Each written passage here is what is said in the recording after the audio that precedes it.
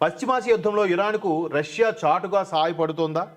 America యుద్ధ నౌకలు, యుద్ధ విమానాల కదలికలతో పాటు గల్ఫ్లోని ఆ దేశ సైనిక స్థావరాలు తదితరులకు సంబంధించిన సున్నితమైన నిఘా సమాచారాన్ని వారం రోజులుగా ఎప్పటికప్పుడు ఇరాన్కు అందిస్తూ వస్తోందా? తద్వారా వాటిపై దాడులకు సహకరిస్తుందా అంటే అవునని పేర్కొంటూ వాషింగ్టన్ పోస్ట్ వార్తా సంస్థ సంచలన కథనం వెలువరించింది.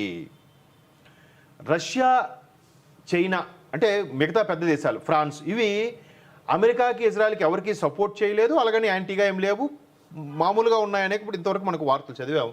ఇప్పుడు తాజాగా ఈ వార్తాపత్రికలో ట్రంప్కు రష్యా ఝలక్ ఇచ్చిందనే కూడా వార్త వస్తుంది. అది ఏంటంటే యుద్ధం మొదలైన 1-2 రోజుల్లోనే ఇరాన్ నిఘా సామర్థ్యం దాదాపుగా కుప్పకూలిపోయింది. ఇజ్రాయెల్ ఎక్కడ కొట్టాలో అక్కడ కొట్టింది. ఒకవైపు భారత్ మౌనంగా ఉంది అనే నేపథ్యంలో రష్యా ఎంటర్ అయ్యిందనేది అమెరికా వాషింగ్టన్ పోస్టు దీన్ని వెల్లడించింది. రష్యా ఎందుకు ఎంటర్ అయింది చూసారా?